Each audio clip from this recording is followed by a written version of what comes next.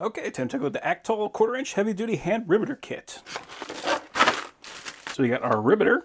Comes with a head already attached. This is the 1/4-inch. Then on the side we got different size heads for different size rivets. One of the really nice things about this is this little bottle right here. So whenever you get done pulling a rivet, you're going to have that bar that comes at the end, and that has to go somewhere. So this is actually going to contain all those so that you don't have to be picking them up off the floor. So very handy to have that. And it's very nice and comfortable handles. They actually have kind of a grip on here, and you can see when I actuate those, it moves the head up and down. And the cool thing about this kit is it also comes with a handful of pop rivets. So this literally comes with everything you need in order to put some rivets into a project. And you can also see we got a handful of different sizes, so the best thing to do is match up the diameter of the rivet to the size of the hole, put on the correct size head, and then pop that through. I also just really like this case now that I got everything organized on here. So I'm just going to put the pop rivet into the hole.